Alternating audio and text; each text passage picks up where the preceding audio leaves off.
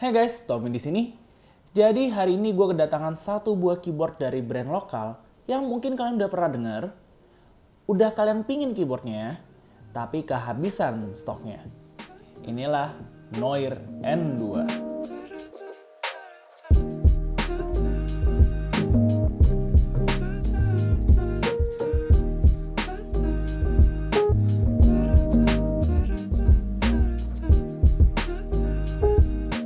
Packagingnya sih standar, tapi logonya keren, jadi gue suka.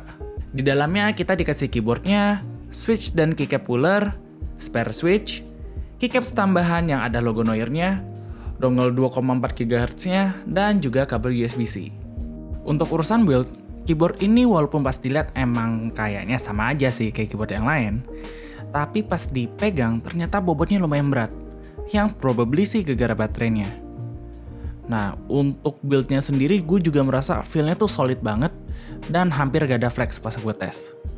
Sayangnya finishing-nya tetap kelihatan murah, tapi ya gak apa-apa lah karena so far udah cakep banget. Keycaps-nya sih pakai PBT juga yang mirip-mirip sama keyboard lokal lain, tapi print-nya terlihat lebih oke.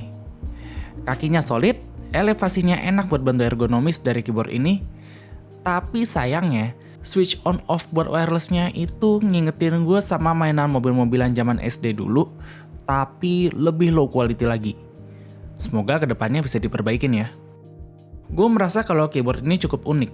Yang pertama adalah pilihan layoutnya yang pakai TKL, di saat keyboard-keyboard lain pada pingin yang lucu-lucu atau lebih hemat space, jadi pada pakai layout 60-75%. Layout ini mungkin kurang kekinian, tapi cocok banget buat kalian yang udah nempel tuh memori muscle-nya dari keyboard lama dan pingin ganti ke keyboard ini.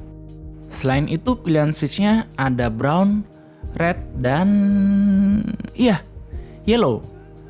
Tumben banget ada keyboard yang ngasih Gateron Yellow sebagai opsi, karena seinget gua baru ada Keychron sama Techwear yang ngasih Gateron Yellow sebagai opsi default. Ditambah lagi, keyboard ini nggak ada opsi blue switch-nya yang biasanya itu pasti ada kalau orang jualan keyboard. Lalu RGB. Hah? RGB? Apa tuh RGB? Ya tapi bisa dimengerti sih, biar battery life-nya lebih panjang lagi. So far, kalau dilihat-lihat, Noir ini memang mindset-nya tuh lebih untuk productivity. Dan biar bisa dibawa ke kantor tanpa dipanggil sama HRD karena bikin keributan. Kalau buat gua, Yellow itu masih best option, tapi itu semua kembali ke preferensi kalian. Untuk urusan feel typing, keyboard ini nggak main-main loh. Secara sekilas, kalau di atas kertas emang kayak gak ada bedanya. Misalnya, sama kayak VX8 Vortex Series atau Keychron K4. Switch-nya pun juga sama-sama pakai Gateron. Kebetulan, ini pakai red yang sama kayak VX8 yang dulu pernah gue review. Tapi pas dipakai, feel-nya berasa banget bedanya. Keyboard ini gue merasa switch-nya tuh lebih smooth dan punya bunyi yang lebih enak dan juga berisi dibanding VX8 yang dulu.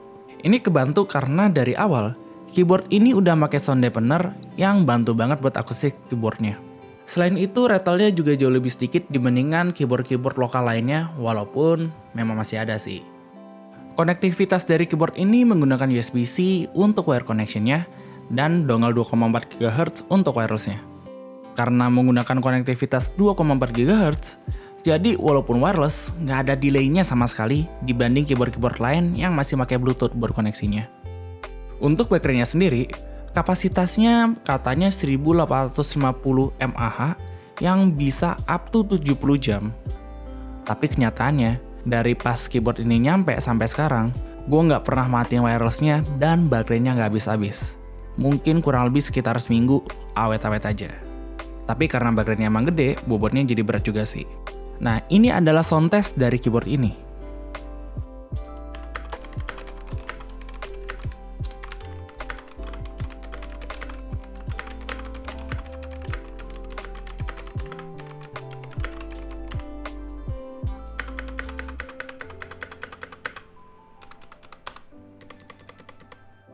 Kesimpulannya, keyboard ini benar-benar keyboard lokal terbaik yang pernah gue coba sejauh ini, terutama dari segi feeling ngetiknya.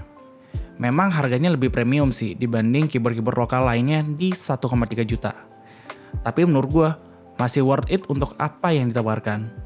Feeling ngetiknya, wireless 2,4 GHz-nya, dan build-nya yang berasa kayak tank. Kekurangan yang gue rasain sih paling switch on off-nya dan ada satu lagi. Stoknya kedikitan. Please, tertanda orang yang gak kebagian varian Gateron Yellow-nya.